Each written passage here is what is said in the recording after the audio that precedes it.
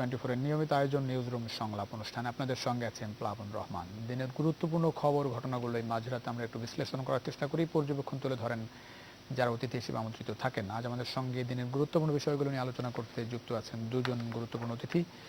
আছেন সুভাষ সিংহ রায়, সম্পাদক বাংলা বিচিত্র, একই সঙ্গে তিনি রাজনীতি বিশ্লেষক। আছেন মোস্তফা ফিরোজ, সিনিয়র সাংবাদিক, দীর্ঘদিন ধরে গণমাধ্যমের সঙ্গে যুক্ত। আপনাদের দুজনকে স্বাগত জানাচ্ছি নিউজরুম সংলাপ অনুষ্ঠানে। আলোচনা শুরু করব কয়েকটি প্রধান খবর একটু জানাতে চাই, যে খবরগুলো নিয়ে আমরা আলোচনা করতে চাই আজকের আয়োজনে। উন্নয়নের গতি থামাতে দেশে বিদেশে ষড়যন্ত্র চলছে। জাতির উদ্দেশ্যে ভাষণে প্রধানমন্ত্রী শেখ হাসিনা বলেছেন সরকারের এই মেয়াদের 3 বছর পূর্তি উপলক্ষে তিনি জাতির উদ্দেশ্যে ভাষণ দিয়েছেন সন্ধ্যায়। সেখানে তিনি সরকারের সফলতা, সামনের চ্যালেঞ্জ নিয়ে কথা বলেছেন। এই বিষয় নিয়ে মূলত আমরা গুরুত্বপূর্ণ আলোচনা করতে চাই। 108 দিন পর 5-এর উপরে শনাক্তের হার আরও বাড়ার হুঁশিয়ারি দিয়েছে আইইডিসিআর। সব ধরনের সমাবেশ বন্ধের সুপারিশ করেছে পরামর্শক কমিটি, কোভিড পরামর্শক কমিটি। বিশ্বে শনাক্ত কোভিড রোগী 30 কোটি ছাড়িয়েছে, এটি একটি প্রধান খবর। উন্নয়ন সহযোগীদের ভুল বোঝানোর চেষ্টা হচ্ছে, প্রধানমন্ত্রী তার ভাষণে বলেছেন।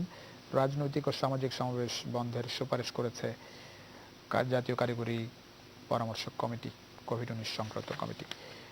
প্রধানমন্ত্রীর বক্তব্যের আরও একটি গুরুত্বপূর্ণ লাইন, 2022 সাল হবে বাংলাদেশের জন্য অবকাঠামো উন্নয়নের মাইল ফলকের বছর। সব ধরনের জমায়েত বন্ধের সুপারিশ জাতীয় কোভিড কমিটির। এগুলো নিয়ে মূলত আমরা আলোচনা করতে চাই।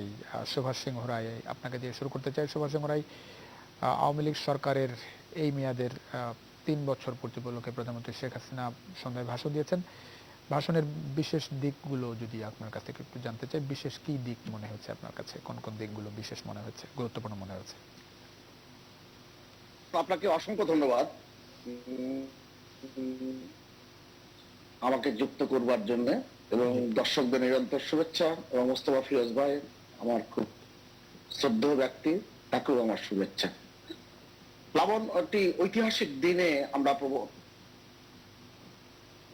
পড়লাম। 1972 সালে 8ই জানুয়ারি বঙ্গবন্ধু শেখ মুজিবুর রহমান পাকিস্তানের 4টি কারাগারে ছিলেন, এবং আমরা অনেকেই জানি, অনেকেই বলে থাকি মিয়ানওয়ালি কারাগারে তিনি ছিলেন।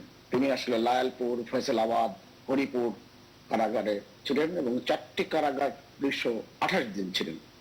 1972 সালে এই দিনে 8ই জানুয়ারি তিনি একেবারেই সকালে তিনি লন্ডনে হিথ্রো বিমানবন্দরে আছেন, এবং সেটা আমাদের জন্য খুবই একটা গুরুত্বপূর্ণ বিষয়। ওই 8ই জানুয়ারি বাংলাদেশের মানুষ তার বেঁচে থাকার সংবাদ জেনেছিল। আজকে তো সেই 8ই জানুয়ারির সুবর্ণ জয়ন্তী, খুব গুরুত্বপূর্ণ একটি দিন। আমি আপনার বিশ্লেষণে আমি যাব, তার আগে যেহেতু মোস্তফা ফিরোজ ভাই এখানে উপস্থিত আছেন, তিনি নিশ্চয়ই এই বিষয়ে অনেক খোঁজ খবর রাখেন, অনেক লেখালেখিও থাকবে। অতি সম্প্রতি আমাদের সকলের দৃষ্টিতে পাকিস্তানের একজন মানবাধিকার কর্মী আহমেদ সেলিম, তার একটি বই আমাদের নজরে এসেছে, Sheikh Mujib's 9 months in Pakistani prison, blood beaten track. এই বইটি আহমেদ সেলিম তিনি লিখেছেন, পাকিস্তানের একজন মানবাধিকার কর্মী। মানে এত বিস্তৃত ব্যাখ্যা বঙ্গবন্ধুর কারাগারের জীবন নিয়ে বোধহয় আর কোনো বই লেখা হয়নি। আমি 8ই জানুয়ারি সেই দিন, যেদিন হিথ্রো বিমানবন্দরে বঙ্গবন্ধু শেখ মুজিব এসে পৌঁছেছিলেন, তখন তৎকালীন ব্রিটিশ প্রধানমন্ত্রী স্যার এডওয়ার্ড হিথ তিনি অবকাশকালীন ছুটিতে রাজধানীর বাইরে ছিলেন। তিনি ছুটে এসেছিলেন এবং বঙ্গবন্ধুকে যে মর্যাদা তিনি দিয়েছিলেন, এবং সারা পৃথিবীর পত্রপত্রিকায় ছবিটি ছাপা হয়েছিল যে বঙ্গবন্ধুর গাড়ির দরজা তিনি খুলে দিচ্ছেন। 8ই জানুয়ারির বঙ্গবন্ধুর যে প্রেস কনফারেন্স, সেই কনফারেন্সও কিন্তু ইউটিউবে এখন পাওয়া যায়।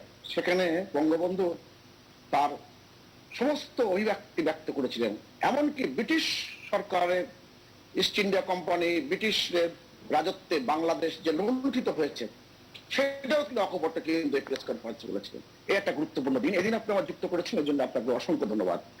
আমি মাননীয় প্রধানমন্ত্রী আজকে যে ভাষণ দিয়েছে, সেই ভাষণের ক্ষেত্রে 2-1টি কথা বলবো। আপনি জানেন যে বর্তমান প্রধানমন্ত্রী শেখ হাসিনা 2018 সালে তার নির্বাচনী ইশতেহারের শিরোনাম করেছিলেন সমৃদ্ধির অগ্রযাত্রায় বাংলাদেশ। এবং খেয়াল করে দেখবেন প্রধানমন্ত্রী শেখ হাসিনার নেতৃত্বে টেকসই উন্নয়নের লক্ষ্য অর্জনে 2015 থেকে 2020 সাল পর্যন্ত বাংলাদেশ যে বেশিরভাগ ক্ষেত্রে অগ্রগতিতে বিশ্বে প্রথম হয়েছে, সেটা জাতিসংঘের টেকসই উন্নয়ন সংক্রান্ত নবম বার্ষিক আন্তর্জাতিক সম্মেলনের পূর্ণ অধিবেশনে বাংলাদেশের প্রধানমন্ত্রীকে শেখ হাসিনা অভিনন্দন জানানো হয় এবং তাকে ক্রাউন জুয়েল অর্থাৎ মুকুটমণি হিসেবে উল্লেখ করা হয়। অর্থাৎ তিনি আজকে যে ভাষণে যে কথাগুলো ব্যক্ত করেছেন, তিনি বলেছেন যে সমস্ত ওয়াদা তিনি দিয়েছিলেন তা সফলভাবে বাস্তবায়ন করতে পেরেছেন। জনগণের ঐক্রান্তিক তাদের এগিয়ে আসা, এটাকেও তিনি উল্লেখ করেছেন। আমি একেবারে শেষে যোগ করব, ডিসেম্বর এবং 23শে ডিসেম্বর দুটো দিনের কথা উল্লেখ করছি। এই আমাদের যেই দিনটি আমরা পার করলাম 21শে ডিসেম্বর 2021 সালে, নিউ ইয়র্ক ভিত্তিক একটি সাময়িকী, সেই সাময়িকীতে মাননীয় প্রধানমন্ত্রী ফরচুন, সেই তিনি যে লেখা লিখেছেন, সেই লেখাটি খুবই গুরুত্বপূর্ণ এই কারণে যে তার পরবর্তীতে একদিন পরে MIT বিশ্ববিদ্যালয়ের যে প্রেস পত্রিকা, সেখানেও তিনি উল্লেখ করেছেন বাংলাদেশের অগ্রযাত্রার পিছনে যে সমস্ত মানুষ যারা কষ্ট করেছে, পোশাক শ্রমিক থেকে শুরু করে এবং বাংলাদেশের কৃষক, তারা যে হাড় ভাঙা পরিশ্রম করেছেন, তিনি কিন্তু সেই কথাগুলো কিন্তু উল্লেখ করেছেন। এই ব্যাপারগুলোই আজকের বক্তৃতায় কিন্তু উঠে এসেছে এবং বাংলাদেশের গড় প্রবৃদ্ধি যেভাবে বৃদ্ধি পেয়েছে করোনাকালীন সময়ে এবং আন্তর্জাতিক সূচকে বাংলাদেশকে যে জানানো হয়েছে, বাংলাদেশকে যে অগ্রগতির জায়গায় স্থান দেওয়া হয়েছে, সেটা আমরা জানি। ওয়ার্ল্ড ইকোনমিক ফোরাম বলেছে, ফোর্বস ম্যাগাজিনে উল্লেখ করা হয়েছে। এবং তার চেয়েও গুরুত্বপূর্ণ বিষয়, বাংলাদেশের এই যে এগিয়ে যাওয়া, সেই এগিয়ে যাওয়া মাননীয় প্রধানমন্ত্রী একেবারে কোভিড কালীন প্রথমে 1,79,000 কোটি টাকার যে প্রণোদনা দিয়েছিলেন, সেই প্রণোদনা বাংলাদেশের মানুষের অর্থনৈতিক অগ্রযাত্রায় বিশাল ভূমিকা রেখেছে, সেটা এখন আমরা স্পষ্ট করে দেখতে পাচ্ছি। জি, অনেক ধন্যবাদ সুভাষ সিং। আসবো আপনার কাছে আবার। মোস্তফা ফিরোজ, সরকারের 3 বছর আপনার চোখে?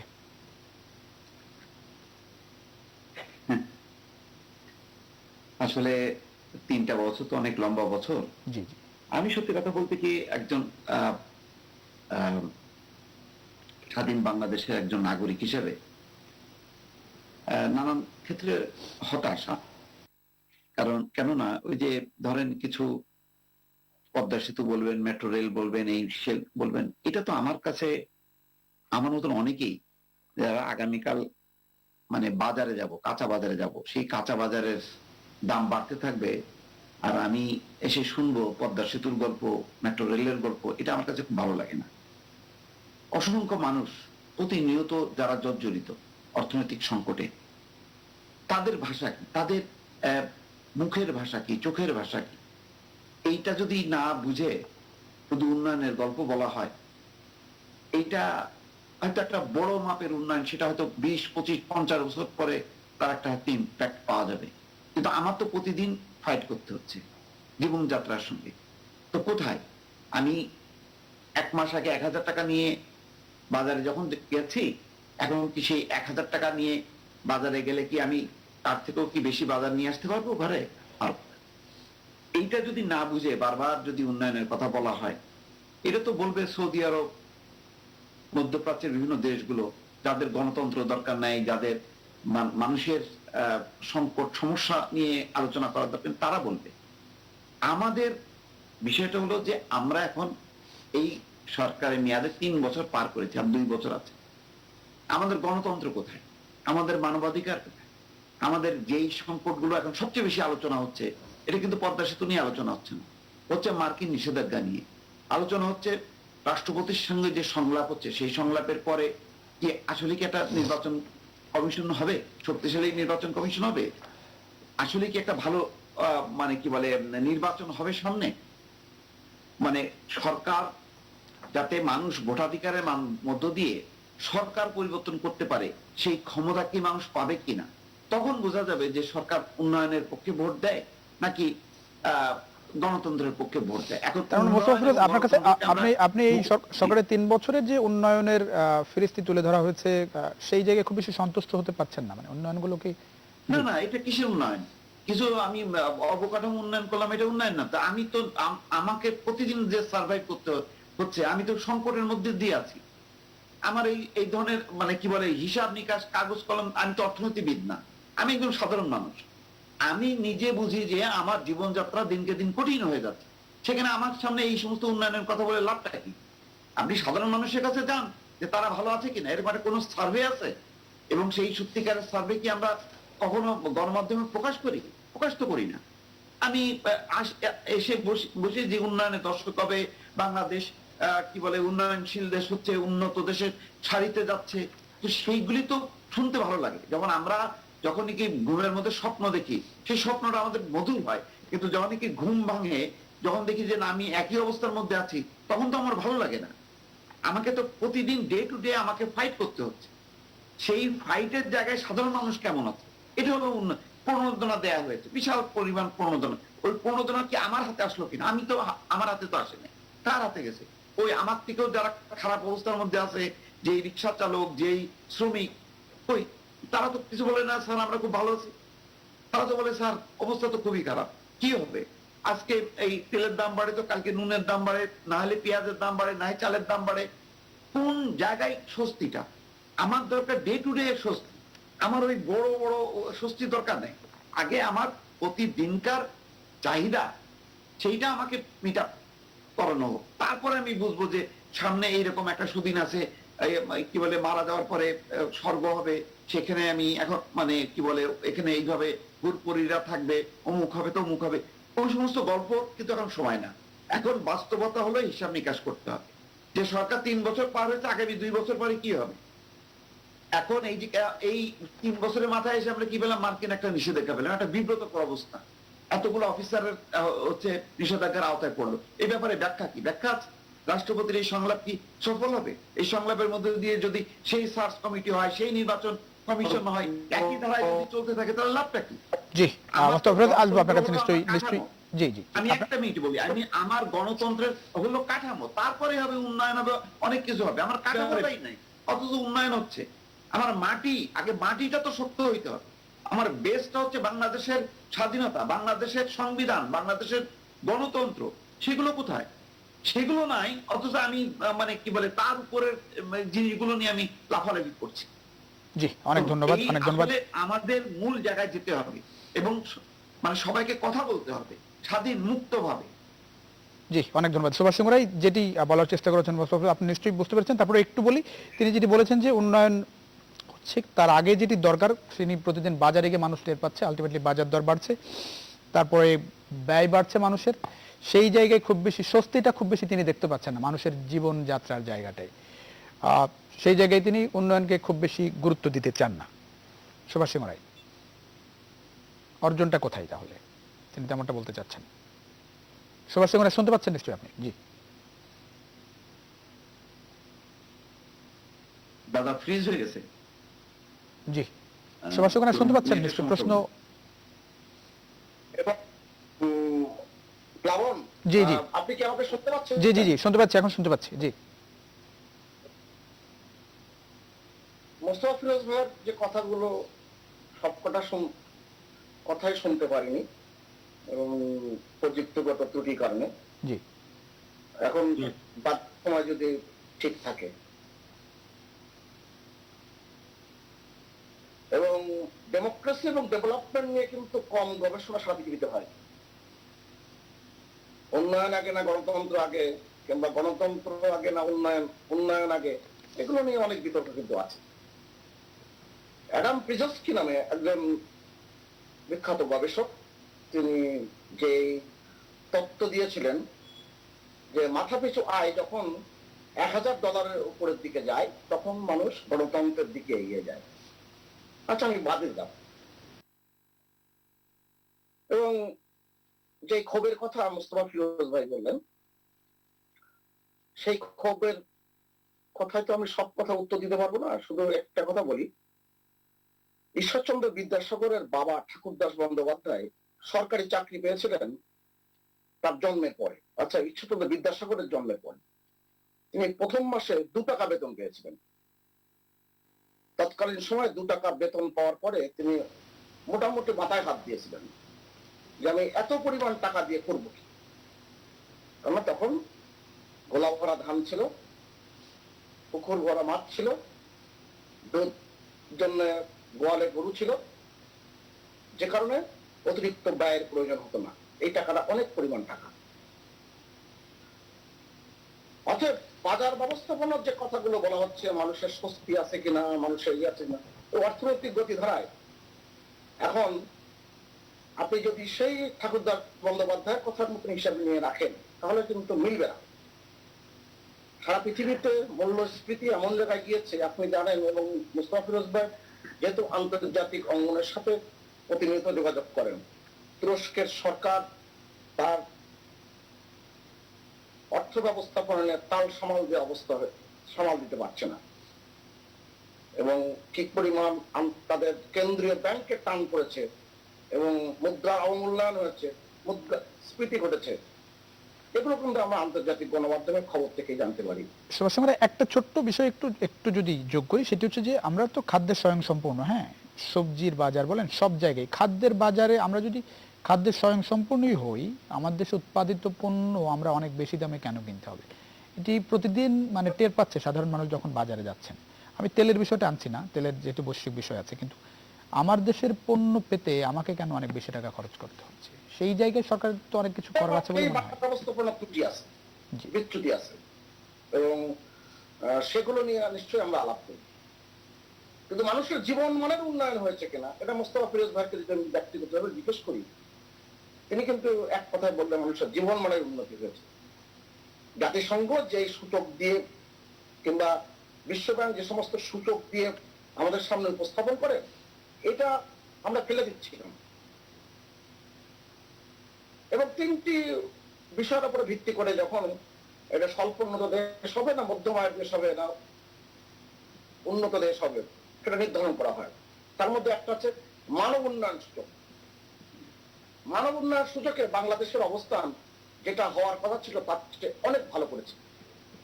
অর্থনৈতিক ভঙ্গুরতা সূচক, সেই ভঙ্গুরতা সূচকে বাংলাদেশ যে অবস্থান হওয়ার কথা ছিল, ভঙ্গুরতার যে পরিমাণে বাংলাদেশকে মোকাবেলা করতে হয়েছে, সেটা কিন্তু বাংলাদেশ অনেক সফল কাম হয়েছে। মাথা পিছু আয়ের কথা নাই বা বললাম। এই বিষয়গুলো আমরা কিন্তু এড়িয়ে যেতে পারি না। এড়িয়ে যাওয়া যায় না, কারণে আপনি বৈশ্বিকভাবে যখন এই কাজগুলো দেখছি আমরা, এবং সবাই যখন বলছে, এবং সত্যি সত্যি বাংলাদেশ কিন্তু একটা সমীহ নাম এখন সারা পৃথিবীতে। সুভাষ চন্দ্র রায়, একটু যদি বলেন যে এই যে কয়েকটি মূল জায়গা, ধরুন সুশাসন একটি বড় জায়গা, দুর্নীতি একটি বড় জায়গা, গণতন্ত্রের একটি বড় জায়গা, নির্বাচনের একটি বড় জায়গা, এই জায়গাগুলোই মানে প্রত্যাশা অনুযায়ী আওয়ামী লীগ নিজেই কতটা সন্তুষ্ট এই 3 বছরে এগোনোর জায়গাটায়? প্লাবন, আপনি কঠিন প্রশ্ন করলেন। জি, আওয়ামী লীগ কি সন্তুষ্ট কি সন্তুষ্ট না, আওয়ামী লীগের নেতারা বলতে পারে। যেমন মোস্তফা ফিরোজ ভাই বলেছেন, সাধারণ নাগরিক হিসেবে তার কাছে দ্রব্যমূল্যের অভিঘাতটা কি, সে গণতন্ত্র কিভাবে দেখছে, নির্বাচন কমিশন সঠিকভাবে গঠিত হবে কিনা, আগামী নির্বাচন 2 বছর পরে কেমন হবে, এই কথাগুলো তিনি বলেছেন। হ্যাঁ, এই আলোচনাগুলো তো নিশ্চয়ই জরুরি।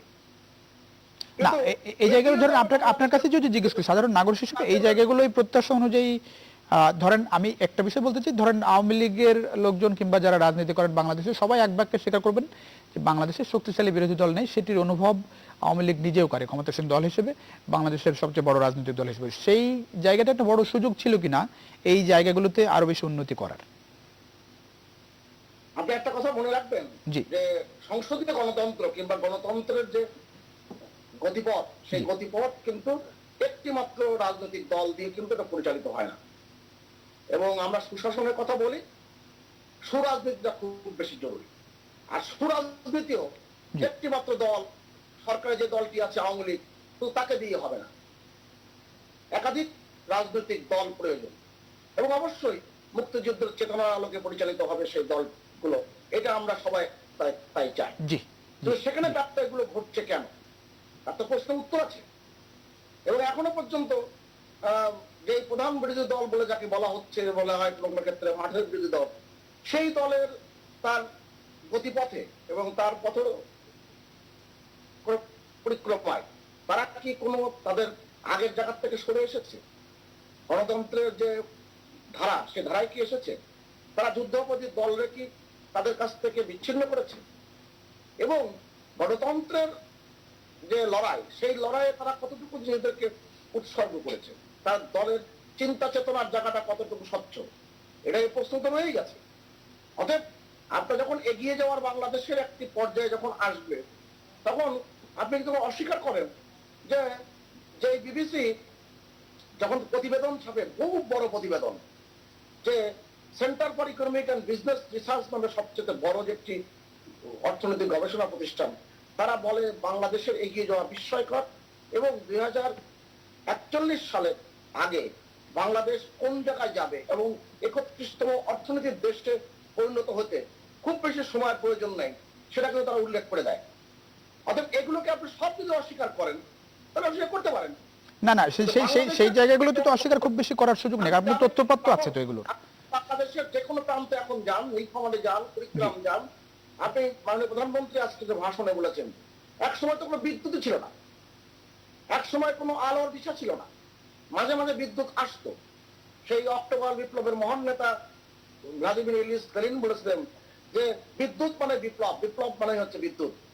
সেই বিদ্যুতে যে বিপ্লব ঘটেছে বাংলাদেশে, আপনি এখন অন্ধকারে কোনো জায়গা পাবেন না গ্রামে গঞ্জে। জি জি এই যে উন্নয়নের জায়গাটি, সেই উন্নয়নের জায়গা কি মানুষের জীবন মানে উন্নয়ন ঘটেনি? জি জি গণতন্ত্রের যে অবিনাশী চেতনা, সেটা মুক্তিযুদ্ধের অবিনাশী চেতনাকে ধারণ করেই করতে হবে। জি জি, অনেক অনেক ধন্যবাদ দিতে হচ্ছে, অনেকক্ষণ বলেছেন। আমি একটু মোস্তফা ফিরোজের কাছে একটু আসতে চাই। মোস্তফা ফিরোজ, যে জায়গাটি আসলে জানতে চাইছিলাম সুভাষ চন্দ্র রায়ের কাছে, যে সুশাসন, দুর্নীতি, গণতন্ত্র, সংবিধান, নির্বাচন, এই জায়গাগুলোই মানে প্রত্যাশা অনুযায়ী এগোনো যাচ্ছে বলে মনে হয় কিনা? যে প্রশ্নটি আবার একটু হিন্ট দিই, সেটা হচ্ছে যে যেহেতু বললাম তো, জি, দেখেন আমাদের বাংলাদেশের যে মুক্তিযুদ্ধ, বাংলাদেশ যে স্বাধীনতা, তার কিন্তু প্রধান এটা হলো যে আমাদের এখানে একটা গণতান্ত্রিক শাসন ব্যবস্থা থাকবে। তো গণতান্ত্রিক শাসন ব্যবস্থার মূল এটা হচ্ছে একটা মানে মানে অবাধ নিরপেক্ষ নির্বাচনী একটা ব্যবস্থা। সেই ব্যবস্থাটা কোনটা নাই, কি হলো আমাদের উন্নয়ন হচ্ছে। আচ্ছা আপনি বলেন, আমরা আমাদের এই আমলটা বাদ দিলে, আমরা যখন কি অতীত নিয়ে কথা বলি, সাধারণ মানুষও কিন্তু বলে যে দুটি আমলে খুব ভালো উন্নয়ন হয়েছে, আইয়ুব খান আমলে আর হচ্ছে এরশাদের আমলে। আজকে যদি আইয়ুব খান যদি বেঁচে থাকতো এখন পর্যন্ত, তাহলে নিশ্চয়ই ওই ধারায় উন্নয়ন হতে থাকতো। এরশাদ সাহেব যদি বেঁচে থাকতো, তার শাসন যদি থাকতো, তাহলেও উন্নয়ন হতে থাকতো। তাহলে আইয়ুব খান এবং এরশাদের সময় আমাদের সবচেয়ে বড় ঘাটতি কি ছিল? সামরিক আইয়ুব খান বিরোধী আন্দোলন, এরশাদ বিরোধী আন্দোলন কেন হয়েছে? হয়েছে গণতন্ত্রের জন্য। ইভেন মুক্তিযুদ্ধটাও হয়েছে যে আমরা গণতন্ত্র চাই, গণতন্ত্রের পথে বাধা হয়েছিল বলেই আমরা কিন্তু মুক্তিযুদ্ধে নেমে পড়েছিলাম। যদি 71-এ যদি আমাদের যে নির্বাচন, সেই নির্বাচনটা যদি পাকিস্তানি শাসকরা মেনে নিত, তাহলে তো বঙ্গবন্ধু তো পাকিস্তানের প্রধানমন্ত্রী। কিন্তু তারা মানে নাই, তারা মানতে পারে না, কেননা তারা স্বৈর শাসক ছিল। আইয়ুব খান, এরশাদ ছিল স্বৈর শাসক। কিন্তু আবার আইয়ুব খান আমলে কিন্তু উন্নয়ন হয়েছে।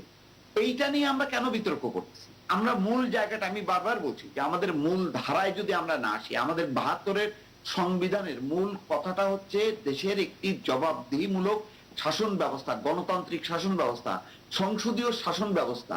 সেই সংসদের অবস্থাটা কি আপনি দেখেন, আজকে দেখেন, আপনি ধরেন বিভিন্ন ধরনের পরীক্ষা নিরীক্ষা, সমীক্ষা, তথ্যপত্র, এগুলির অভাব নেই। কিন্তু আমি যখন কি পার্লামেন্টে যাব, যে বিরোধী দলের আসনে কাকে দেন বলেন? জাতীয় পার্টিকে দেন। সেটা কি প্রধান বিরোধী দল? সবাই জানে। এখন যদি বলেন যে না না না, এটা তো ঠিক না, কাগজে কলমে এই যে সংবিধান আছে যে এই যে জাতীয় পার্টি প্রধান বিরোধী দল, আমাকে মানতে হবে হ্যাঁ প্রধান বিরোধী দল। এখন আপনি কাগজে কলমে একটা জিনিস দাঁড় করালেন, ওইটাকে দিয়েই যদি আপনি চলতে থাকেন, এটা আমি বলছি যে আমরা না, কিন্তু সেই দায় কি শুধু আপনি ক্ষমতাসীন আওয়ামী লীগের উপর দিতে পারেন? মানে এখন যে রাজনৈতিক বাস্তবতা, সংবিধান, সংসদের কথা যেটা আপনি বলছেন, সেই দায় কি একমাত্র? জি, তারা হচ্ছে লিডার। এখন যারা ক্ষমতায় থাকে তাদের কাছেই তো প্রত্যাশা। আমি কি এই চাওয়াটা কি আমি বিএনপির কাছে চাইবো, জামাতের কাছে চাইবো? মানে আমি একসময় দল করতাম যে বাসদ ছোট, তার কাছে চাইবো? তার কাছে তো চাইবো না। আমি তো যারা ক্ষমতায় থাকবে তাদের দায়িত্ব হচ্ছে, আমাদের অনেক হয়েছে উন্নয়নের ধারা, উন্নয়নও হয়েছে, আমি মানলাম যে ঠিক আছে অনেক উন্নয়ন হয়েছে। এই উন্নয়নকে প্রাতিষ্ঠানিক কাঠামো দেওয়ার জন্য আমাদের গণতান্ত্রিক শাসন ব্যবস্থা আসতে হবে। গণতন্ত্র ফিরিয়ে আনতে হবে, এই জন্য তার যে দিক নির্দেশনা সেটা তো দেখছি না। এই যে একটা সংলাপ চলছে, প্রতিদিন রাষ্ট্রপতি ওখানে সংলাপ হচ্ছে। আচ্ছা বলেন, এই সংলাপ নিয়ে তো অনেক উৎসাহের ব্যাপার, যে প্রেসিডেন্টের গণভবন একটা সংলাপ চলতেছে, কারো কোনো আগ্রহ উদ্দীপনা আছে? কেউ কি মনে করে যে এই সংলাপের মধ্য দিয়ে কোনো সমাধান হবে, প্রত্যাশিত একটা নির্বাচন কমিশন হবে? হবে না। তাহলে আমি আমি আমি দেখছি যে প্রতিদিনকার যে চিত্রগুলো আমার সামনে আমি দেখছি, সেটা তো আমার কাছে হতাশাজনক। আমি বাজারে যখন যাচ্ছি তখন হতাশা দেখছি, যখন কি বঙ্গভবনের দিকে তাকাচ্ছি তখন আমি হতাশা দেখছি। আমি যখন দেখি যে আমার মানে পুলিশ বাহিনীর প্রধান, র্যাবের প্রধান, তাদের উপরে যখন নিষেধাজ্ঞা আসে, সেই নিষেধাজ্ঞাগুলি যখন আসে উত্তর কোরিয়ার মতন দেশ, চীনের মতন দেশ, রাশিয়ার মতন দেশ, কিন্তু আমার দেশটা তো গণতান্ত্রিক দেশ। এই গণতান্ত্রিক দেশের উপর যখন নিষেধাজ্ঞা আসে, তখন আমার মনে হয় আমি কি তাহলে চীন হয়ে গেলাম, আমি কি উত্তর কোরিয়া হয়ে গেলাম, আমি কি মিয়ানমার হয়ে গেলাম? এটা আমার তো সংবিধান স্বাধীনতাকে অবমাননা করা হচ্ছে।